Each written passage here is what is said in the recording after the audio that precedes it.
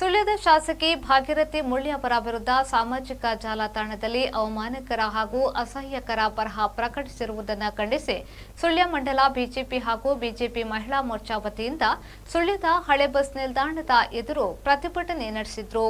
ಬಿಲ್ಲವ ಸಂದೇಶ ಎಂಬ ಫೇಸ್ಬುಕ್ ಖಾತೆಯಲ್ಲಿ ಸುಳ್ಯದ ಶಾಸಕಿ ಭಾಗೀರಥಿ ಮುಳ್ಳಿ ಅವರಿಗೆ ಅವಹೇಳನಕಾರಿ ಬರಹವನ್ನು ಪ್ರಕಟಿಸಿರುವುದು ಸಮಾಜದ ಶಾಂತಿ, ಸೌಹಾರ್ದತೆ ಹಾಗೂ ಪ್ರಜಾಸತ್ತಾತ್ಮಕ ಮೌಲ್ಯಗಳಿಗೆ ಧಕ್ಕೆ ತರುವ ಕೃತ್ಯವಾಗಿದ್ದು, ಇದನ್ನು ಬಿಜೆಪಿ ತೀವ್ರವಾಗಿ ಖಂಡಿಸಿದೆ.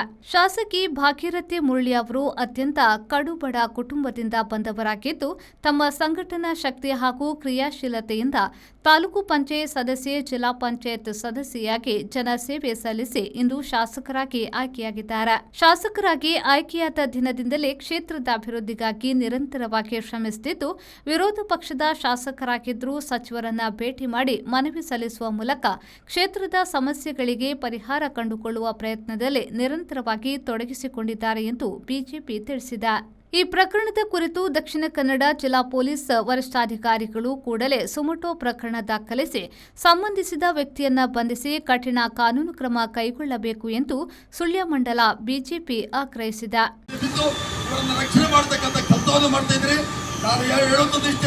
ರಾಜ್ಯಕ್ಕೆ ವಿಚಾರಗಳು ಬಂದಾಗ ನಿಮ್ಮ ರಾಜ್ಯಕ್ಕೆ ನಿಮ್ಮ ಮನೆಗಳನ್ನು ಮಾಡಿ, ಸಮಾಜದಲ್ಲಿ ಇಂತಹ ದುಷ್ಟತೆಗಳು ನಡೆದಾಗ ತಾವೆಲ್ಲರೂ ಕೂಡ ಬೀದಿಗಿಳಿದು ಹೋರಾಟವನ್ನು ಮಾಡತಕ್ಕಂಥ ಅನಿವಾರ್ಯತೆ ಇದೆ. ಮಾನ್ಯ ಶಾಸಕರಿಗೆ ಆಗಿರ್ತಕ್ಕಂಥ ಗೌರವ ಅಗೌರವಕ್ಕೆ ನಾವೆಲ್ಲರೂ ಕೂಡ ಸುಳ್ಯ ವಿಧಾನಸಭಾ ಕ್ಷೇತ್ರದ ಜನತೆಗೆ ಮಾಡಿರ್ತಕ್ಕಂಥ ಅಗೌರವವನ್ನು ಮುಂದಿಟ್ಟುಕೊಂಡು ನಾವು ಮುಂದಿನ ದಿವಸದಲ್ಲಿ ಹೋರಾಟವನ್ನು ಮಾಡ್ತೇವೆ.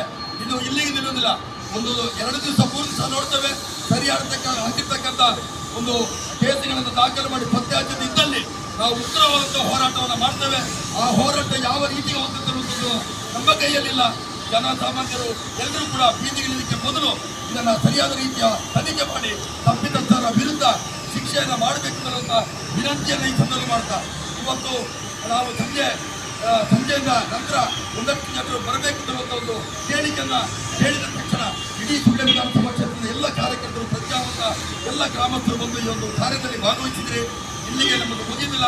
ಮುಂದೊಂದು ದಿವಸ ಮತ್ತೆ ಕರೆ ಕೊಟ್ಟಾಗ ಎಲ್ಲ ಭಾಗದಲ್ಲಿ, ಎಲ್ಲ ಗ್ರಾಮದಲ್ಲಿ ಏಕ ದಿನ ಏಕ ಸಮಯದಲ್ಲಿ ಪ್ರತಿಭಟನೆ ಮಾಡುವಂಥದ್ದು ಇದನ್ನು ಕೂಡ ನಾವು ಮಾಡಬೇಕಾಗ್ತದೆ.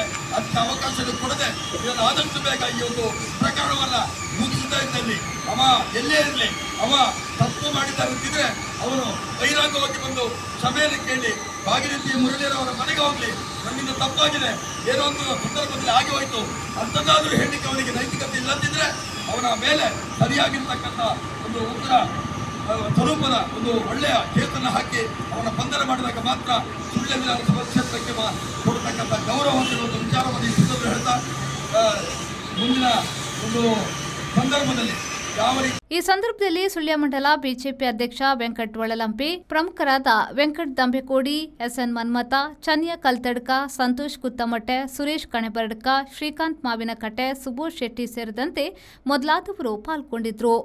ಪುಷ್ಪರಾಜ್ ಶೆಟ್ಟಿ, ವಿ4 ನ್ಯೂಸ್, ಸುಳ್ಯ.